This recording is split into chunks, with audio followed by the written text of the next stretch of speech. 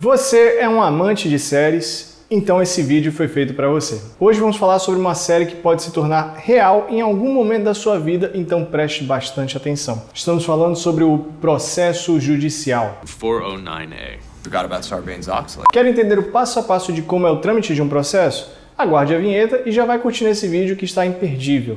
Aproveite e também pega uma pipoca, viu?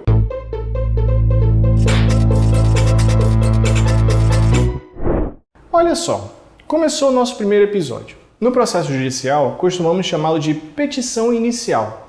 Assim como nas séries, que o primeiro episódio explica os fatos, contextualizando o motivo da sua existência, a mesma coisa acontece com a petição inicial. É nela que o autor, ou seja, quem ajuiza a ação, expõe as razões que o levaram a pleitear o seu direito judicialmente. É nesse momento também que se formulam os pedidos principais ao juiz, como, por exemplo, uma indenização, uma obrigação de fazer, etc. Vamos supor que você estava no sofá da sua casa tranquilamente, em uma sexta-noite, maratonando sua série favorita. Então, decide pedir um lanche. Porém, ao chegar na sua casa, percebe que ele veio cheio de formigas. Eu sei que a sua avó provavelmente já te falou que formiga é bom para a vista, mas você não vai querer ficar arriscando, né? Nesse caso, você poderia entrar com uma ação pleiteando indenização pelos danos sofridos, que no caso poderiam ser materiais, ou seja, o ressarcimento do valor gasto com o lanche, ou mesmo morais. Por outro lado, o processo também pode envolver questões urgentes, como no caso da necessidade de um medicamento que pode ser pleiteado com a conhecida tutela provisória.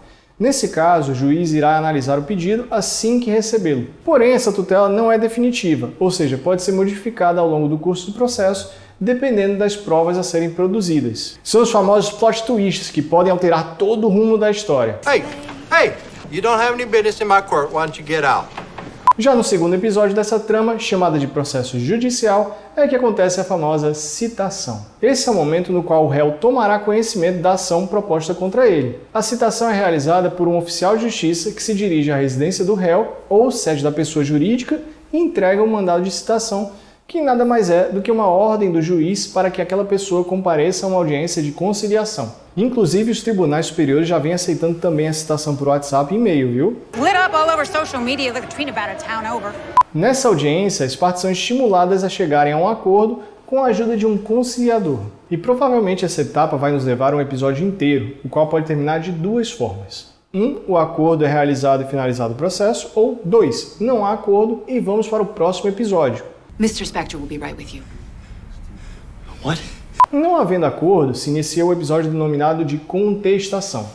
Na contestação, o réu apresentará a sua versão dos fatos, ou seja, poderá contar a sua história. Nela também pode apresentar algum erro formal contido na petição inicial, como a falta de algum requisito essencial para sua recepção ou mesmo a falta de algum documento importante. Essa é uma etapa de essencial importância, eis que todos os argumentos trazidos na inicial devem ser respondidos, sob pena do juiz compreender como fatos incontroversos, ou seja, como o réu não contestou, o autor tem razão em sua alegação. E mais, é de extrema importância ter formas de comprovar tudo o que está sendo alegado, tanto na inicial quanto na contestação, pois isso dará maior embasamento aos seus argumentos. A etapa da contestação também vai trazer várias reviravoltas à nossa série, o que pode mudar todo o rumo do processo. Mas não para por aí. Logo após a contestação, é oferecida ao autor a oportunidade de responder aos fatos e documentos trazidos pelo réu na contestação, na etapa a qual chamamos de réplica. E então partimos para o quarto episódio da nossa série.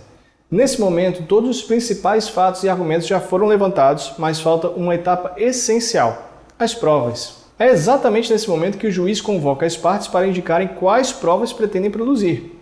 Geralmente, cabe ao autor comprovar os fatos alegados, enquanto que ao réu deve apenas comprovar algum fato que tire a versão do autor. Mas, como tudo no direito, existem exceções. Como, por exemplo, o Código de Defesa do Consumidor, que prevê a inversão do ônus da prova, devido à hipossuficiência e vulnerabilidade do consumidor. Na sequência, o juiz vai decidir quais provas serão aceitas com base em sua pertinência e necessidade. Wrap it up, counselor. Após a produção das provas autorizadas, o juiz concede uma última oportunidade às partes para se manifestarem e então passamos ao episódio mais importante desta temporada, a sentença. A sentença é o momento em que o juiz irá analisar todos os argumentos e provas apresentados no processo e, em seguida, tomará a sua decisão final. Esse é o último episódio dessa temporada, que irá deixar aquela sensação de suspense no ar do que vem na sequência. Isso acontece em razão de a sentença, apesar de ser a decisão final do juiz, ainda poder ser modificada, o que ocorre através da interposição de recursos. A interposição ou não de recursos definirá se a série será uma minissérie ou uma série com mais temporadas, ok? Caso não finalize na primeira temporada, é porque uma das partes apresentou o que chamamos de recurso. E se isso acontecer, pode declarar oficialmente aberta a segunda temporada. Com a interposição de um recurso, o processo será encaminhado à instância seguinte, para que essa reanalise a decisão proferida pelo juiz na sentença.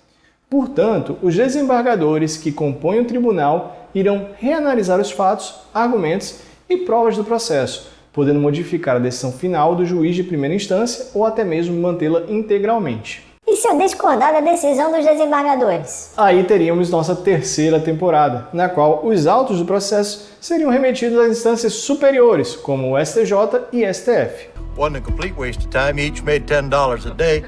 Todos esses recursos, tendo sido analisados e julgados, os autos retornam ao juiz de primeiro grau, ou seja, para onde tudo começou.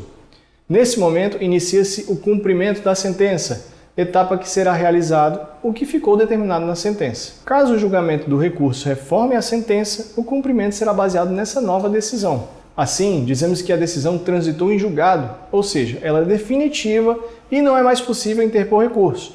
Portanto, deve ser colocada em prática. Voltando ao exemplo das formigas no seu lanche. Se for deferido o pedido de indenização por danos morais e materiais, o cumprimento se dará com o efetivo pagamento desses. Dizemos que o processo termina quando a sentença é efetivamente cumprida. Ainda está um pouco confuso sobre a estrutura de um processo judicial? Então vamos fazer um resumo. Primeiro, temos a petição inicial, que, como o próprio nome já diz, dá início a toda a ação. Na sequência, a citação do réu para participar em audiência de conciliação, que pode ou não resolver o processo. Não resolvendo, este terá que apresentar a contestação. Logo após, a réplica, contendo as respostas do autor. Finalizada essa etapa, temos a fase probatória e, por fim, a sentença. Podem ser apresentados recursos e, após a sua análise, finaliza a ação com o cumprimento da sentença. Ao longo do curso do processo, podem existir algumas variantes, a depender do caso específico. Mas, no geral, a estrutura segue esse padrão. E aí, conseguiu compreender como funcionam os processos judiciais? Conta pra gente nos comentários. E para fechar esse vídeo com a chave de ouro, não esqueça de curti-lo e se inscrever em nosso canal e ativar o sininho das notificações. E se ainda quiser saber mais sobre o assunto, acompanhe nosso blog chcadvocacia.adv.br/blog e nos siga em nossas redes sociais. Ah, tem também Telegram, Instagram e podcast. Lá você encontra mais materiais que podem te ajudar na compreensão do direito digital. Os links estão aqui na descrição. Até a próxima!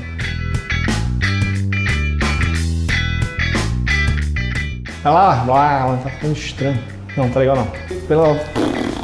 Ficou estranho, né? Deixa eu formar as duas. Volta um pouquinho só.